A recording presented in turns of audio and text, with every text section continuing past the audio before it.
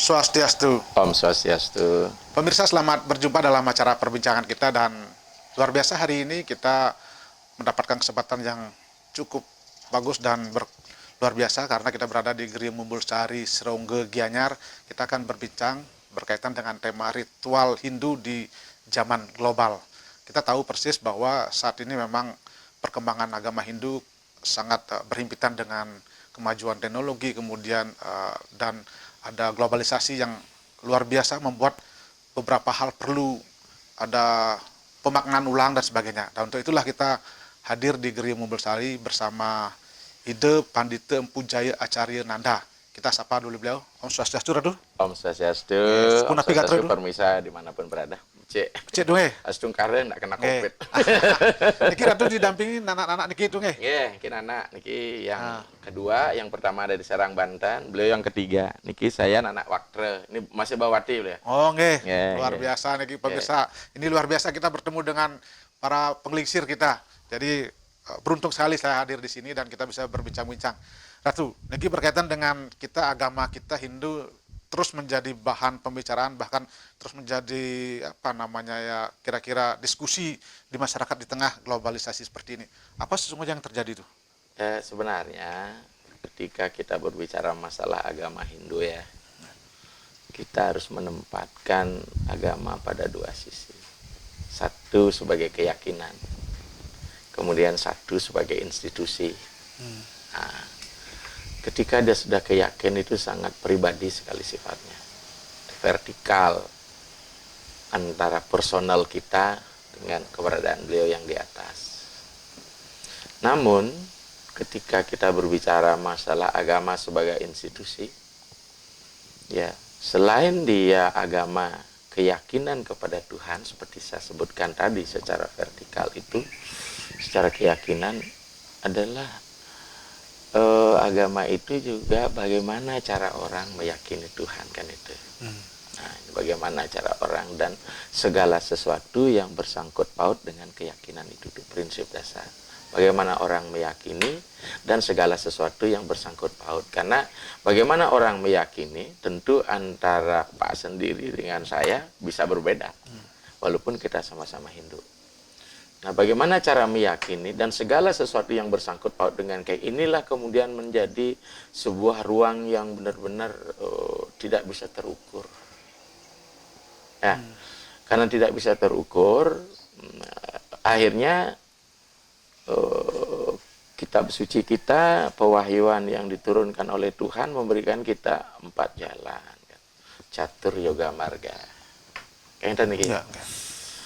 Catur Yoga Marga ini jelas mulai dari jalan Raja Yoga. Tentu Raja Yoga tidak bisa kan diambil, kita akan petakan sebentar bagaimana kait dengan Catur Asrama dan sebagainya. Kemudian ada Jnana Yoga, ada Karma Yoga, dan ada Bhakti Yoga. Nah, kadang-kadang banyak diantara kita membenturkan jalan itu. Padahal itu bersifat sinergisitas dan sebuah pendakian sebenarnya untuk menuju Tuhan. Nah, karena banyak sekali yang hanya mengambil satu jalan, kemudian menganggap jalan yang lain lebih rendah. Misalnya kalau orang yang suka jalan Jnana misalnya, ya, bahwa sesungguhnya jalan Jnana ini mengatakan persembahan ilmu pengetahuan jauh lebih mulia dari persembahan materi, karena semua rasa kerja ada di dalam ilmu pengetahuan. Jadi lebih mulia lah karena rahasia kerja ada di ilmu pengetahuan. Jadi orang tidak bekerja, yang penting pengetahuan. Bahkan yang lebih memberikan grade tinggi, mana dikatakan, andaikan engkau manusia yang paling berdosa, dengan perahu ilmu pengetahuan lautan dosa dapat kau seberang. Jadi di sini kan jenyananya ada 2, atau jenyana sama dikatakan dengan widya, ada parawidya dan aparawidya. Sehingga orang-orang yang terintelektual, biasa berliterasi, gitu bahasa saya, artinya membaca teks, mulailah dia mendaulat diri sebagai hakim otoritatif bahwa ritual itu pemborosan. Di situ main jalan bakti. Tidak nih. Iya. Padahal ketika kita berbicara masalah agama dan kehadiran kita di muka bumi ini, kan itu dia. Kita mesti harus sebelum saya sampai bahas itu ya, karena kita harus memiliki pemahaman yang komprehensif. Kita tidak bisa melihat agama dari satu sudut. Kemudian akhirnya ada jalan Raja Yoga. Ya, Tuhan tidak membutuhkan pengetahuan, Tuhan tidak membutuhkan materi, ya nggak? Tapi jalan spiritual. Seperti itu ya. Nah, menampikkanlah Janyana. Yang mengatakan bahwa Janyana itu berada masih di Maya Siratatu. Karena konsep cita alam pikiran manusia yang menghasilkan Janyana Yoga itu terdiri dari Budi, Mana, Hamkara juga adalah hukum Maya. Ya, yang absolut adalah Tuhan. Maka yang mengambil jalan absolut dalam yoga inilah dianggap yang paling tinggi. Nah, sehingga mulai kita berbenturan. Kemudian di jalan karma. Karena ada ayat di kitab suci, apapun yang kau kerjakan, apapun yang kau nikmati, apapun yang kau dermakan, disiplin apapun yang kau ambil, jadikanlah itu sebagai persembahanmu. Jadi karma persembahiyat, karosiyat, asnasiyat, josiyat, dadasiyat, tapasya kurusya konteatat kurwana madarpanam. Jadi jalan karma. Nah, ya enggak?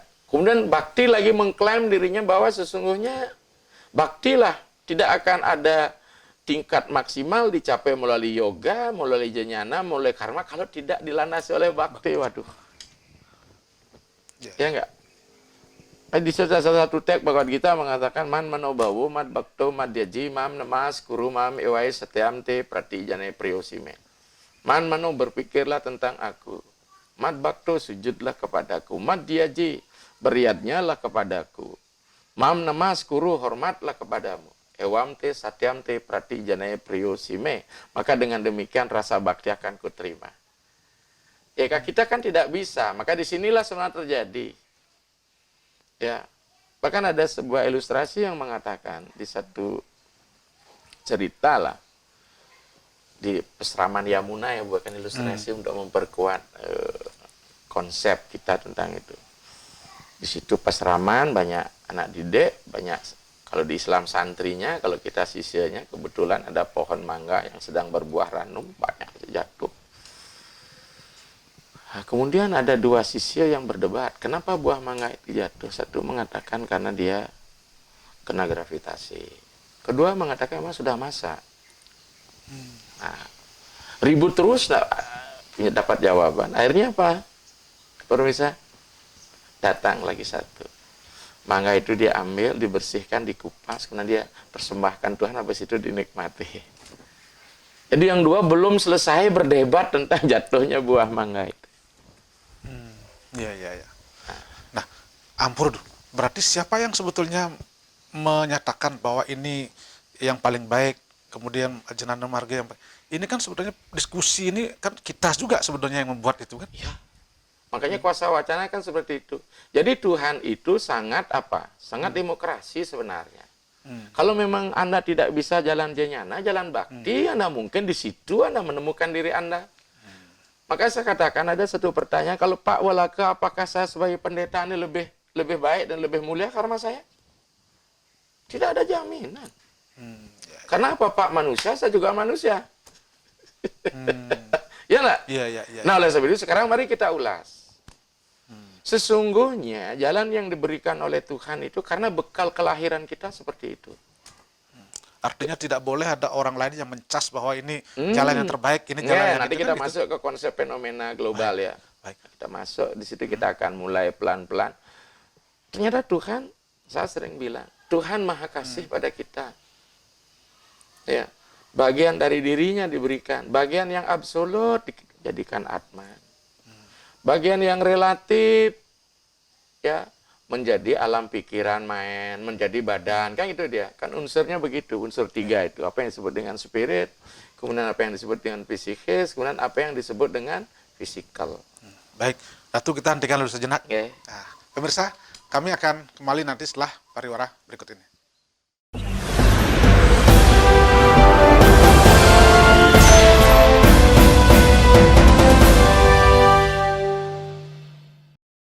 Pemirsa, masih dalam acara perbincangan kita berkaitan dengan ritual di zaman globalisasi dan masih bersama Ide Pandita Pujaya Acarya Nanda, dan tadi sudah dikupas sedikit terkait dengan proses untuk mencari dharma seperti itu.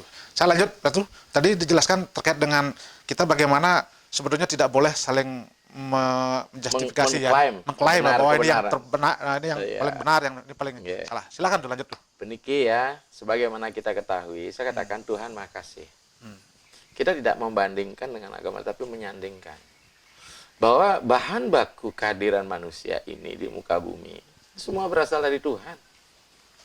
Nah, setiap bagian-bagian itu memiliki potensi yang untuk diabdikan dan didedikasikan pada Tuhan kembali.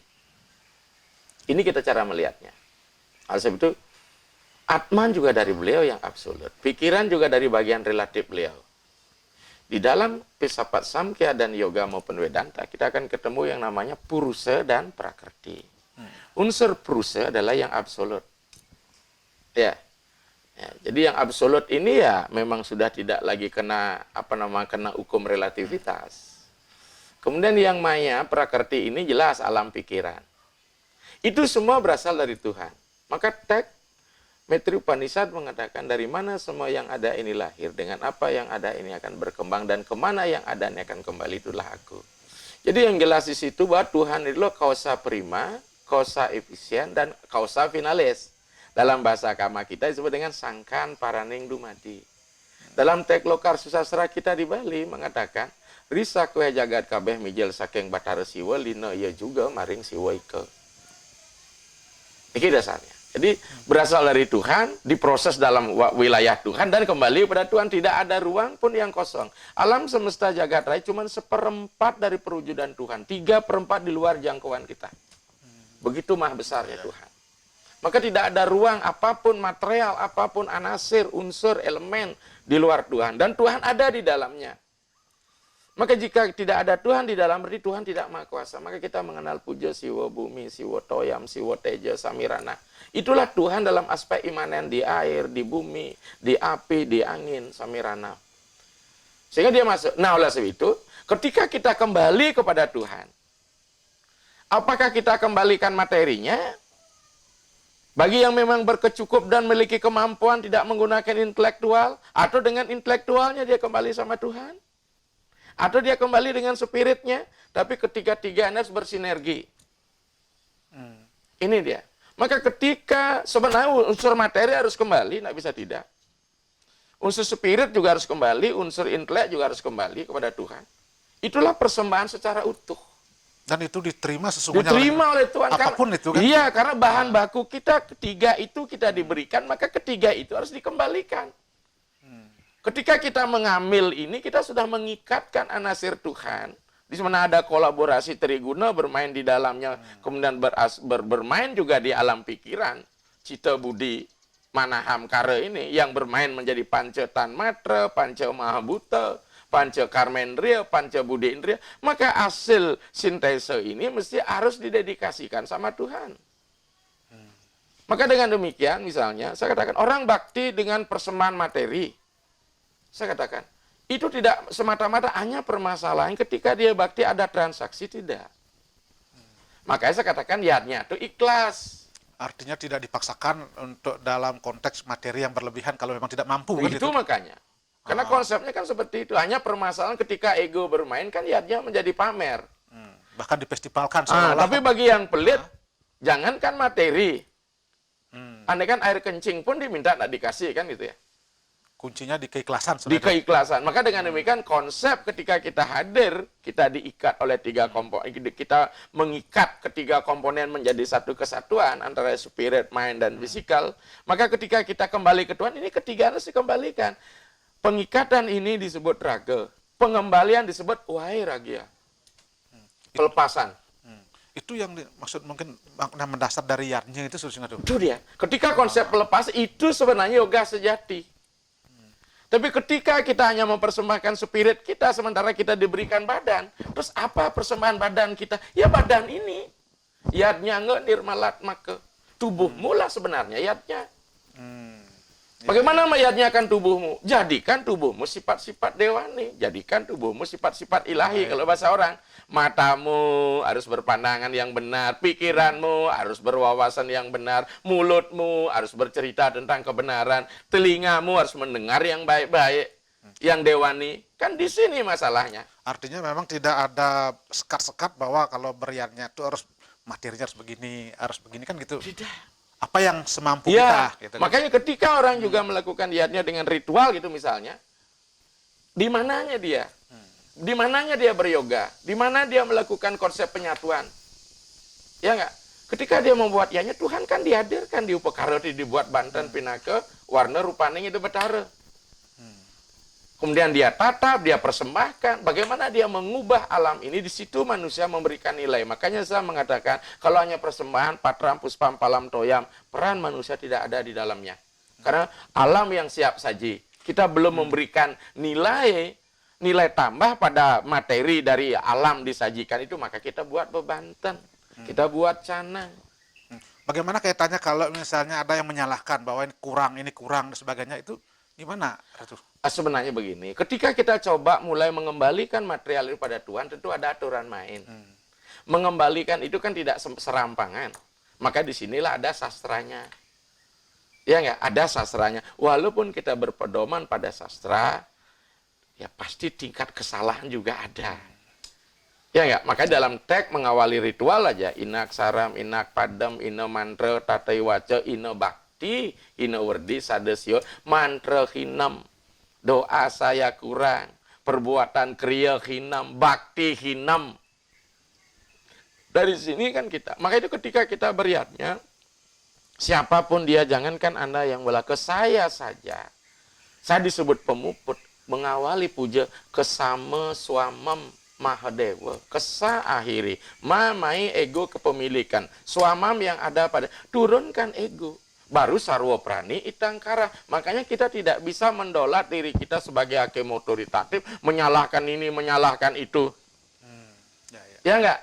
Maka itu, kalau materinya kurang, bagaimana peran sulingnya sekarang melengkapi bakti itu? Baik, Ratu, kita tinggal dulu sejenak perbincangan kita, dan pemirsa, kami akan kembali nanti setelah pariwara berikut ini.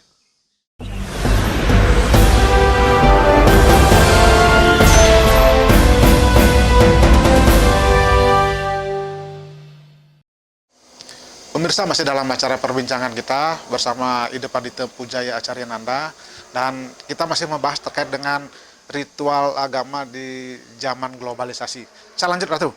Nah, tadi luar biasa pencerahannya, kita akhirnya menjadi paham bahwa sesungguhnya keikhlasan yang terpenting, kita akan kembalikan kepada yang di atas Tuhan, apapun itu, dan memang tidak boleh ada yang menyalahkan.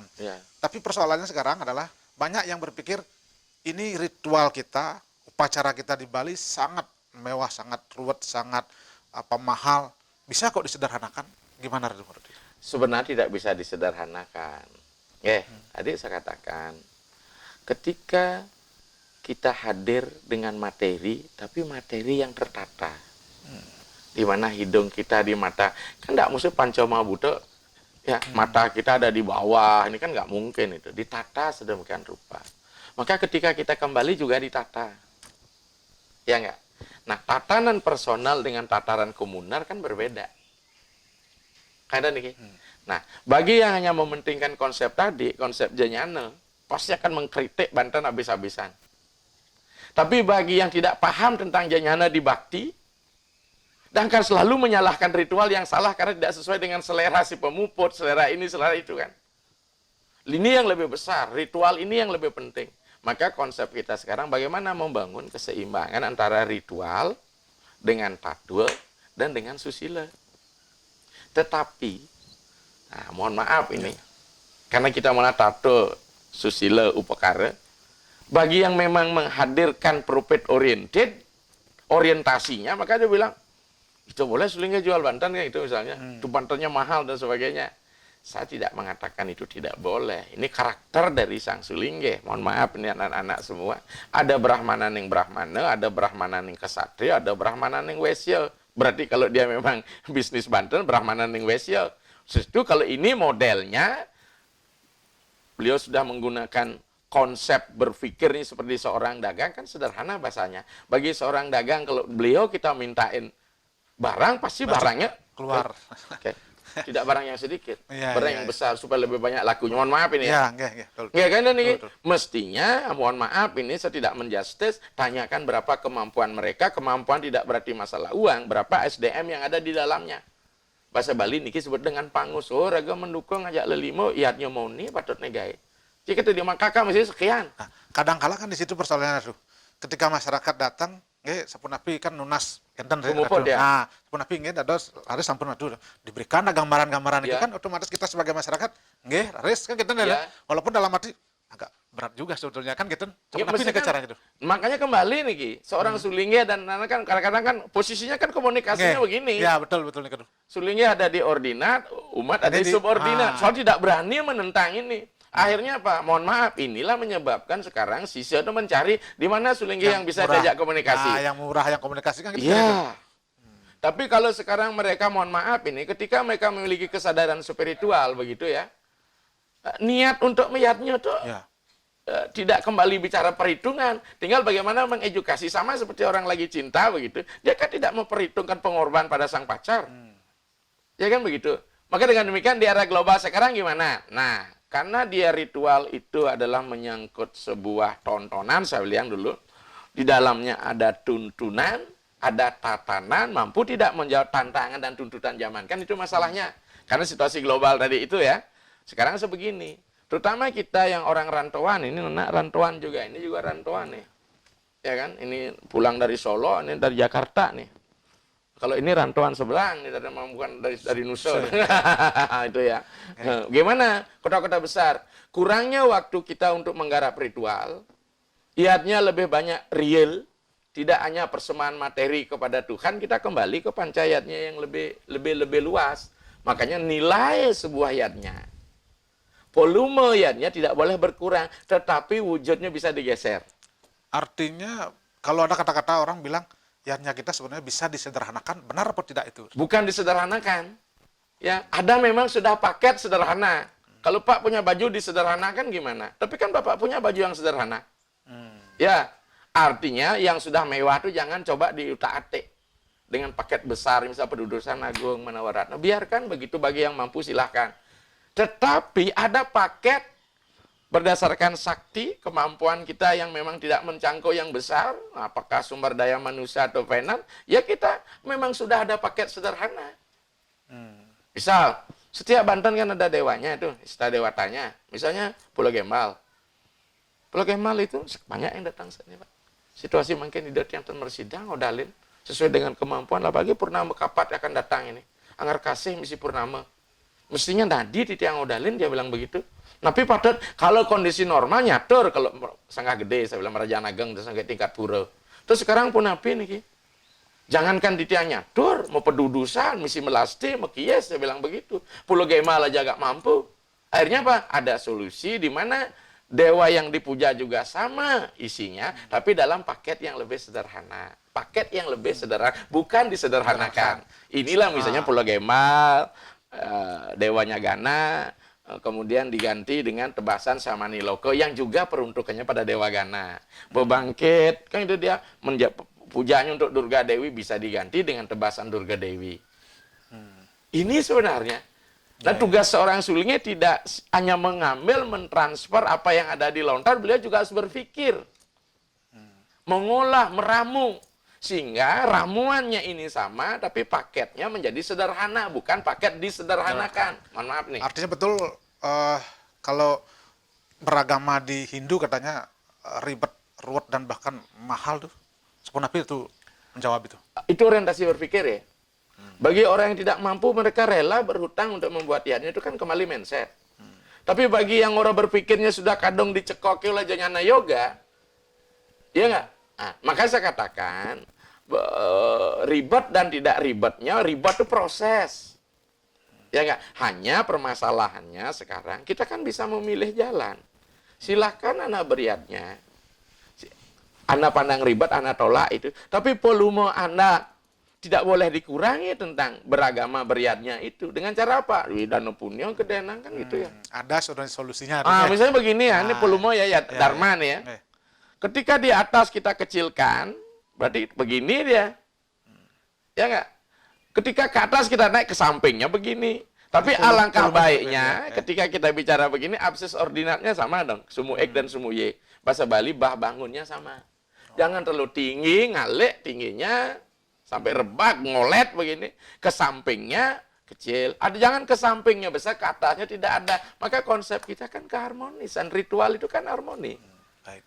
Baik, kita hentikan dulu sejenak, Ratu. Dan pemirsa, kami akan kembali nanti setelah pariwara berikut ini.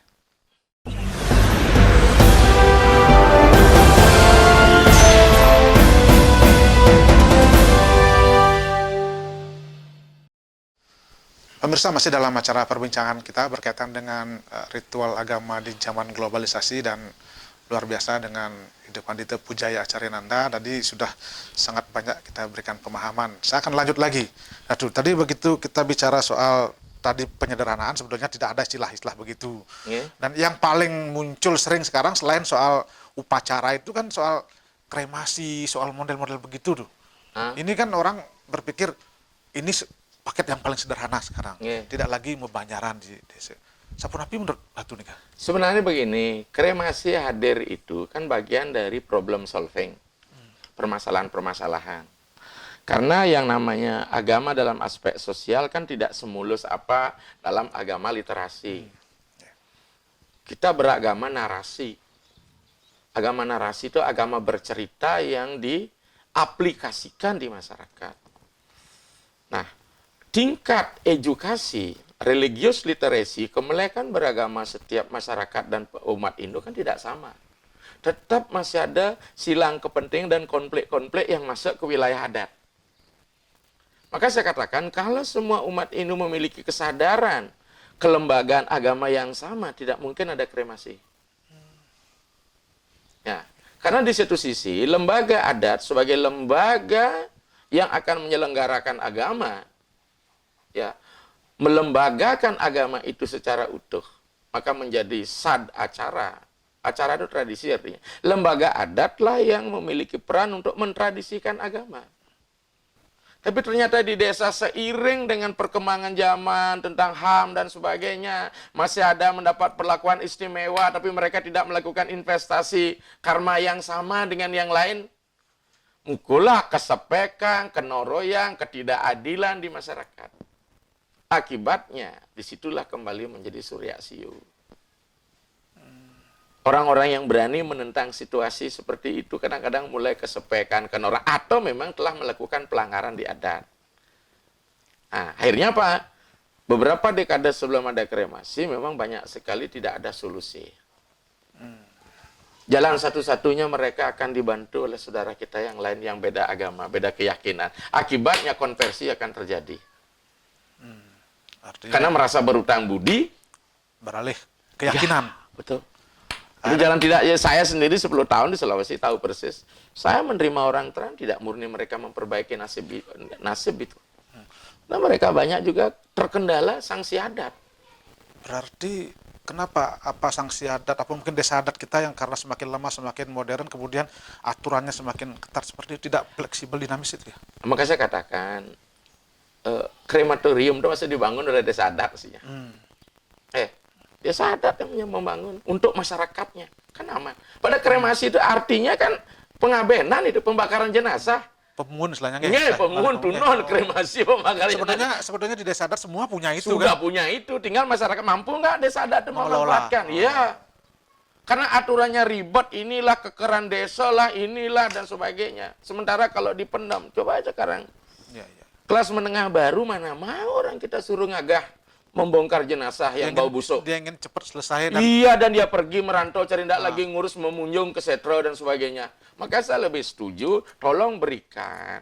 Jangan hanya pimpinan sulingge, apa sih maunya umat kita? Ajak ngomong. Sekarang kembalikan pada sasa, memang bolehkah orang ngaben permangkin? Padahal dalam teks kan memang dianjurkan ngaben permangkin. Ya diastu tanpa bio. Itu artinya sekarang boleh sebetulnya desa adat mengambil inisiatif untuk membuat krematorium seperti itu. Untuk keramonya. Keramanya. Iya. Jadi setiap saat bisa dilakukan. Iya, bahkan dibentuk tukang bantan yang profesional sehingga bisa bergening berapa penen yang dihabiskan oleh CEO yang menyelenggarakan itu.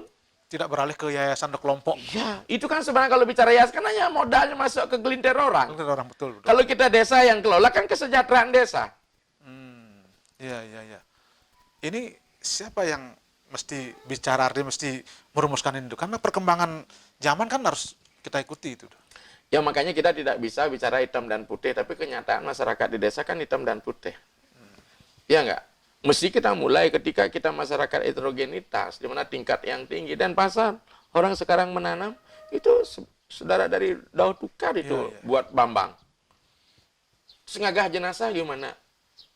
Siapa yang mau? Siapa yang mau dalam kondisi kesehatan mengerti tingkat Guinness dan sebagainya kan? Iya, iya. Ya akhirnya lebih baik kita kremasi biar lama menunggu 15 hari di rumah sakit. Sehingga kemarin ingat nak waktu kasus di Besakeh itu, berapa membuat tenda itu. Tidak jalan keluar sampai camping gitu, jenazah-jenazah dibuatkan tenda di rumah sakit Badung dan sebagainya. Ini masalah, jadi kesadaran orang untuk melihatnya sebenarnya sudah ada dengan ngaben, permangkin. Maka tugas kita sebagai lembaga, terutama yang menahkodai, harus tanggap dalam hal ini. Nah, bagaimana dengan inisiatif dari kelompok atau yayasan yang membuat kremasi seperti itu, tuh? Bagaimana tanggapan? Aduh. Yang yang sepanjang masalah masyarakat terjawab, selesai, kan problem agama kan hadir untuk menyelesaikan masalah. Jangan sampai agama hadir menimbulkan masalah. Ya, ya, ya. Ya nggak?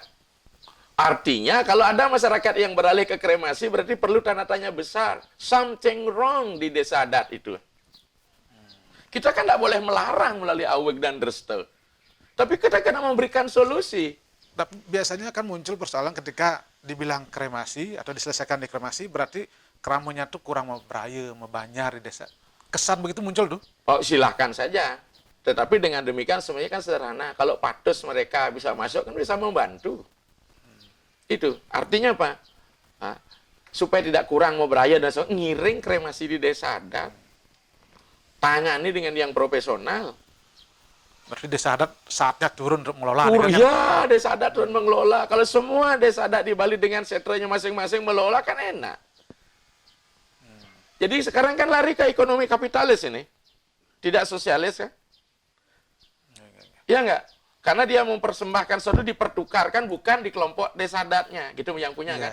Tapi bagaimana kalau desa adat membangun itu untuk dirinya sendiri, itulah sosialis. Berarti kembali kepada krame.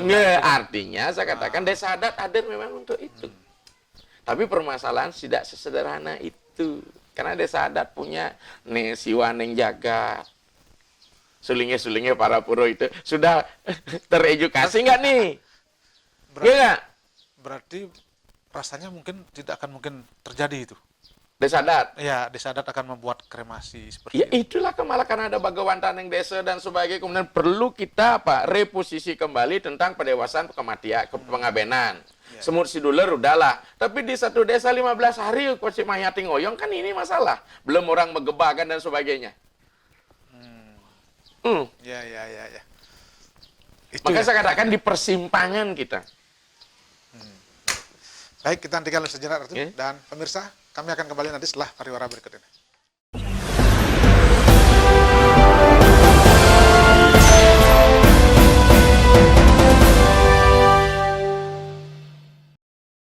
Pemirsa, masih dalam acara perbincangan kita berkaitan dengan ritual agama di zaman globalisasi, dan tadi kita juga sudah bicara soal kremasi yang mungkin marak sekali di Bali menjadi bahan diskusi. Saya lanjut ke Ratu. Terkait dengan kita sekarang kan bicara soal tadi dari penyederhanaan, kemudian bagaimana orang mulai tuntutan ekonomi globalisasi begitu kencang, terus kemudian sisi lain ada juga akhirnya apa, aliran-aliran yang masuk ke kita dan rasanya lebih sederhana. Orang akhirnya udahlah ini yang sederhana, mendingan saya kesini aja lah daripada ini ternyata begini. Itu gimana menurut Anda dulu? Artinya kita sekarang ada tawaran-tawaran lain itu. Ketika di agama global kan memang begitu, lebih praktis. Saya katakan kan gaya McD ya, McDonaldisasi, siap saji. Siap saji. Jadi lebih simpel. Agama pun siap saji, orang menyajikan sorga maupun moksa seperti di etalase aja itu. Orang kan memilih lebih praktis itu tuh. Ya. Gimana tuh menurut sebenarnya sederhana. Ketika kita menggunakan tawaran semacam satu aliran-aliran masuk. Nah, apakah aliran itu lembaga apa tidak? Ya enggak. Kalau hanya aliran sekedar pencerahan, nilai universalnya ada, bagi saya tidak menjadi masalah. Itu agama personal. Tapi ketika aliran itu memberikan tawaran kemudahan, Karena dia adalah sebuah institusi, lembaga. Tentu dia tidak akan menggunakan sistem yang diadakan oleh, telah diwariskan oleh leluhur kita kan. Bahkan mengubah kadang-kadang. Makanya, bahasa saya, alienasi, etologi, alienasi budaya. Apa etologi? Kehilangan hakikat jati diri kita sebagai seorang Hindu Nusantara. Itu penyebabnya karena, apa ini gitu? Apanya? Penyebab kehilangan kita kadang-kadang. Karena kita sudah mulai dibawa oleh arus global yang generasinya udah kuat nih. Sehingga dengan demikian ada penjajahan budaya dimasuk. Ini hampir semua agama mengalami itu. Ya. Ya. Apa proses indianisasi sekarang? Apakah Arabisasi? Ya, sama aja. Sehingga kita kehilangan orang Jawa sekarang yang Muslim kan udah nggak ada pakai kemban, nggak ada pakai kebaya. Orang sudah pakai gamis. Ya. Oke, maaf ya. Ya. Kalau bisa kita tidak apa. Ini kita hanya berbeda, tidak mengatakan itu jelek atau tidak. Jangan sampai diserang karena ini di ruang publik kan. Jadi kita ingin kembali ke jati diri bangsa. Tinggal tugas kita sekarang, kita udah diberikan ruang berubah dalam koridor wilayah kenusantaraan. Maka kita mengenal Utpeti, Setiti, Prelino, inilah trikonal. Kalau kita bicara Bali, mana sih Bali nggak berubah? Kan berubah ini. Kan berubah kita Bali ini. Betul. Ya era 50-an, 70-an, nenek-nenek kita masih bertelanjang dada semua. Jadi kita sebetulnya juga tidak boleh anti dengan perubahan. Makanya. Gitu. Jadi kan demikian, tapi perubahan yang memang, mohon maaf ini, ada nilai yang bermain di baliknya. Sehingga kita tidak teralienasi, tidak terasing, tereliminasi. Kita keluar dari koridor apa yang diwariskan oleh budaya leluhur kita. Cuma itu saja. Kalau Ratu melihat sekarang, Bali, beberapa masyarakat kita atau saudara kita memang mengalami perubahan yang sangat besar begitu. Ya, karena kita dicitrakan oleh citra orang banyak. Ya enggak? Sekarang mampu nggak kita mengangkat citra Bali kita? Ya kan? Untuk bagaimana memberikan nuansa dan ciri. Ya. Tapi sebenarnya saya rasa sudah berani kok. Zaman dulu mau 70 tahun 80-an, Pak. Anak-anak SMA yang mau sembahyang ke Jagat Natur, Pak nih mau baju adat. Nanti di situ baru dipakai. Sekarang kan udah mulai.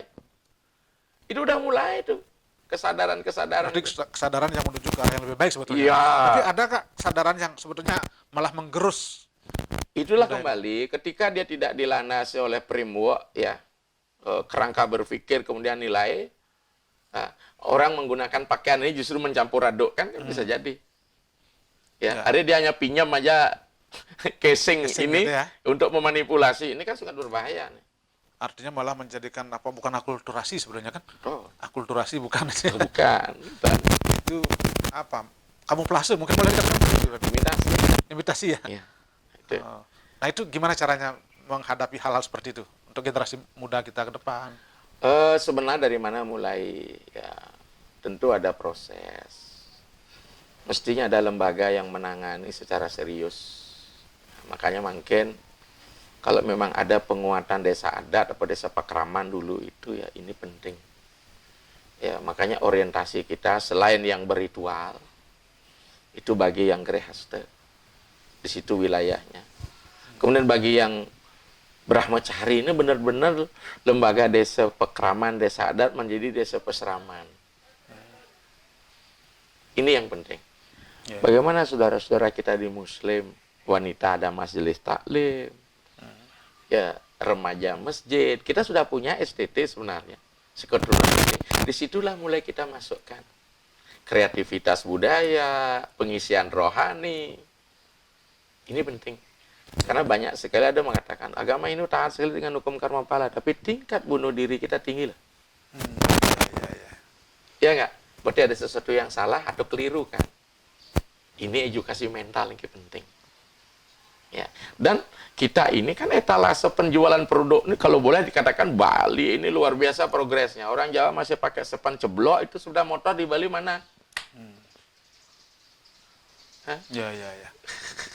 Nah sekarang peran selain kelembagaan, tokoh-tokoh agama juga pemerintah di situ apa, Ratu? Ya pemerintah juga harus tegas. Karena nih melalui ke desa adat ini kan turun pendana dan sebagainya. Membuat peseraman kan bukan hanya tahunan sekali. Ya peseraman yang berkesinambungan. Maka dengan demikian kami di Hunhi, di UAN punya anak-anak didik. Ya, alumni-alumni ya yang di S1 mesti mulai banyak digerakkan, diajak di sana untuk membina ya, untuk dia kenali dan cinta barang miliknya. Apakah sebuah nilai, apakah sebuah ideologi, apakah sebuah perilaku, tata laku, maupun instrumen yang harus dia jadikan kepemilikan owner kapital Balinya gitu. Jangan sampai nanti kita belajar Bali malah megong di Belgia kan begitu sekon ini. Artinya kembali mengenal jati diri Ya, kita ini yang sebagai masyarakat Bali ya. Nggak, mengenal jati diri. Makanya itulah sebut saya kita jangan sampai teralienasi etologi. Etologi hakikat dari kita. Ya. Baik, terima kasih Ratu Pandito, luar biasa pencerahannya dan sarang putra-putra beliau. Terima kasih. Mohon maaf apabila ada yang kurang Ratu, dan mudah-mudahan ini sangat mencerahkan kepada Karma Bali kita Ratu. Yeah. Dan pemirsa, demikian tadi perbincangan kami, dan seluruh kerabat kerja yang bertugas mengucapkan terima kasih atas perhatian dan kebersamaan Anda, dan kami akhiri dengan para Santi. Om Santi, Santi, Santi.